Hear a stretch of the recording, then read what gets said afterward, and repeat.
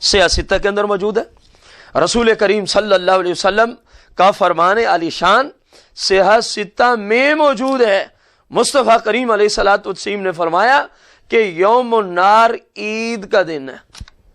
यौमुन नार ये तिरमिज़ी शरीफ के अंदर है, हदीस नंबर 773 के अंदर है। फरमाया यौमुन नार ईद का दिन है।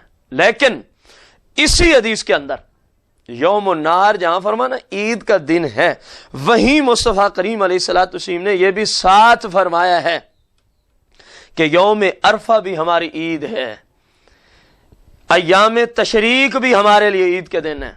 अब गौर किया जाए कितनी ईदों का सबूत इसी हदीस से मिल गया, जिसको इमाम तिरमिज़ी ने जिक्र किया है। तिरमिज़ी शरीफ के अंदर फरमाया यौम अरफा भी हमारे लिए ईद का दिन है। अब गौर करें यौम अरफा कौन सा दिन होता है? 9 ज़ुल्हिज्जा का। तमाम मुसलमान जानते हैं कि यौम अरफा को 9 ज़ुल्हिज्जा वाले दिन को हदीस के अंदर यौम अरफा कहा गया। अब मुस्तफ़ा करीम अलैहिस्सलाम ने फरमाया यौम अरफा हमारे लिए ईद का दिन है। इसी तरह फरमाया यौमुन नहर भी हमारे लिए ईद का दिन है। इसी तरह मुस्तफ़ा करीम अलैहिस्सलाम ने फरमाया कि 11 ज़ुल्हिज्जा, 12 ज़ुल्हिज्जा और 13 ज़ुल्हिज्जा ये भी हमारे लिए ईद के दिन है। हदीस मुलाजा हो, जामिउ तिरमिज़ी है, किताब सौम है जो मेरे पास तिरमिज़ी शरीफ है, दारुस्सलाम रियाद सऊदिया का छापा है, इसका सफ़ा 1723 है, हदीस का नंबर 773 है। रसूल करीम सल्लल्लाहु अलैहि वसल्लम से रिवायत करते हैं आमिर बिन उक़बा क़ाला रसूलुल्लाह सल्लल्लाहु अलैहि वसल्लम यौम अरफता व यौमुन नहरी व अय्यामुत तशरीकी ईदुना अहलल इस्लाम। फिर हदीस के अल्फाज समात फरमाएं, क़ाला रसूलुल्लाह सल्लल्लाहु अलैहि वसल्लम यौम अरफता 1 व यौमुन नहर 2 व अय्यामुत तशरीक ईदुना। फरमाया यौम अरफा भी मैं इसको ईद का दिन कह रहा हूं। नबी अलैहिस्सलाम फरमा रहे हैं, फरमाया यौमुन नहर यानी 10 ज़ुल्हिज्जा को भी मैं ईद का दिन कह रहा हूं।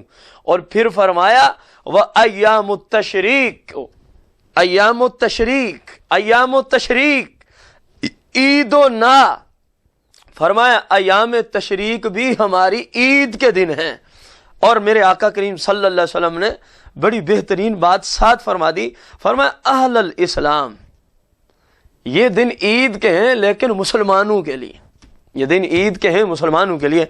अब सामीन कराम अब गौर करें, 10 ज़ुल्हिज्जा को ये लोग भी ईद मानते हैं, लेकिन किस कदर गद्दारी है कि 10 ज़ुल्हिज्जा जिस जगह आया यौमुन नहर यहां आ रहा है, रसूलुल्लाह सल्लल्लाहु अलैहि वसल्लम फरमाया यौम अरफा, इब्तिदा के अंदर फरमाया कि 9 ज़ुल्हिज्जा का दिन भी ईद का दिन है।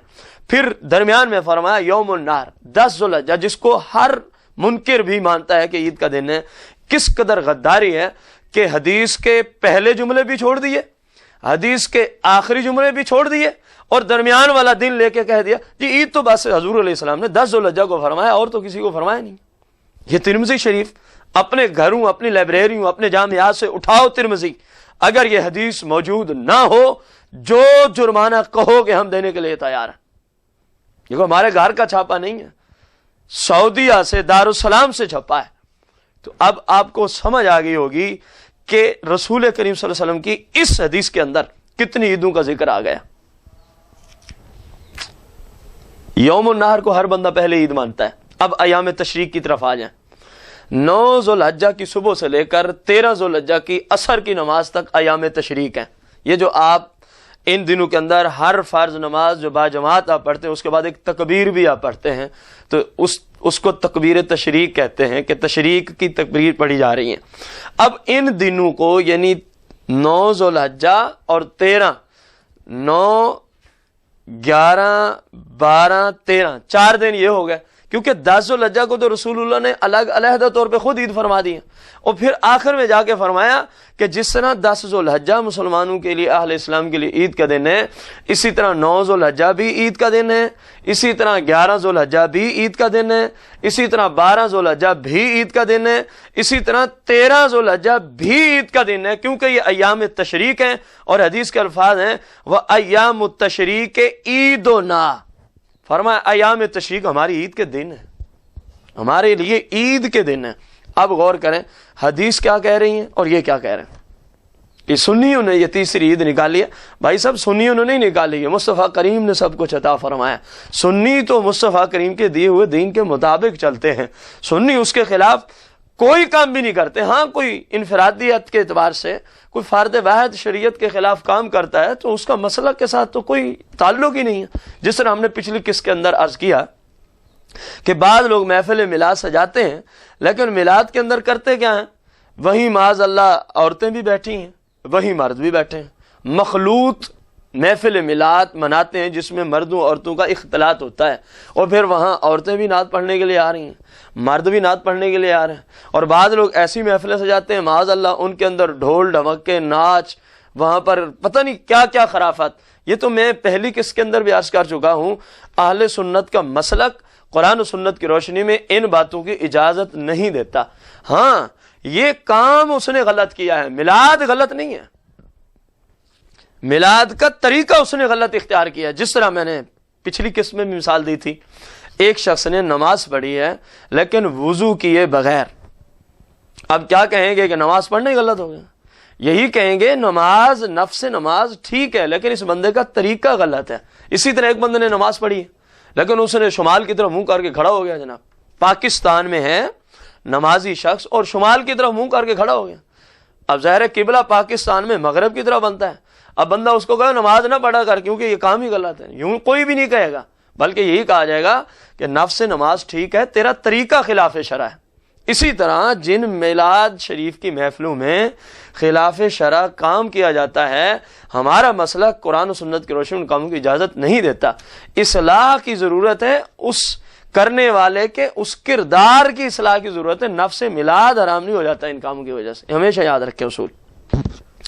اب رسول کریم رؤوف الرحیم علیہ الصلوۃ والتسلیم نے ایک اور جگہ ابن ماجہ میں، وہ بھی سیاہ ستہ ہی کی حدیث ہے، ابن ماجہ کے اندر رسول کائنات فخر موجودات مالک و مختار آقا غیب دان نبی علیہ الصلوۃ والتسلیم نے ارشاد فرمایا کہ یہ جو جمعۃ المبارک کا دن ہے، جمعۃ المبارک کا دن، فرمایا عید الفطر، عید الضحیٰ اور تمامی ایام سے افضل و اعلیٰ دن ہے.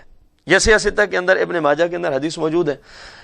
رسول کریم صلی اللہ علیہ وسلم نے جمعۃ المبارک والے دن کو عید الفطر سے افضل قرار دیا، عید الضحیٰ سے افضل قرار دیا، پھر فرمایا یہ سید الایام ہے، یہ سید الایام ہے، تمامی دنوں کا سردار جمعۃ المبارک ہے.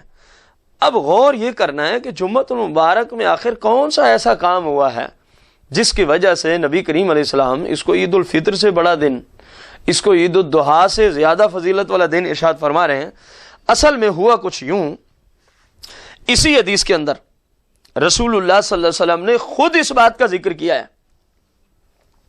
کہ اس کی وجہ یہ ہے کہ اس دن میں یعنی جمعۃ المبارک والے دن میں نبی علیہ السلام نے فرمایا کیونکہ آدم علیہ السلام کو پیدا کیا گیا، آدم علیہ السلام کی تخلیق جمعۃ المبارک کے دن ہوئی، تو میرے آقا کریم رؤوف الرحیم علیہ السلام نے فرمایا اس لیے جمعۃ المبارک کا دن عید الفطر سے بھی افضل ہے، عید الضحیٰ سے بھی افضل ہے. ابن ماجہ ہے، اس کے اندر باب فی فضل الجمعہ، جمعہ کی فضیلت پر امام ابن ماجہ نے ایک باب باندھا ہے. اس کے حدیث لیں، حدیث کا نمبر 1084، رسول کریم صلی اللہ علیہ وسلم سے روایت کی کہ قال النبی صلی اللہ علیہ وسلم ان یوم الجمعۃ سید الایام واعظمها عند اللہ وهو اعظم عند اللہ من یوم الاضحیٰ و یوم الفطر. میرے آقا نے فرمایا کہ جمعہ کا جو دن ہے یہ سید الایام ہے، وَأَعْظَمُهَا عِنْدَ اللَّهِ، اور اللہ کے ہاں اس کی بڑی شان ہے، اس کی بڑا رتبہ ہے، بڑا مقام ہے. پھر فرمایا وَهُوَ أَعْظَمُ عِنْدَ اللَّهِ، اور جمعہ کے دن کی عزت عند اللہ، اللہ کے ہاں، من یوم الاضحیٰ، عید الضحیٰ بڑی عید سے بھی جمعہ کی عزت اللہ کے ہاں زیادہ ہے. اور پھر فرمایا وَهُوَ أَعْظَمُ عِنْدَ اللَّهِ يَوْمَ الفطر، فرمایا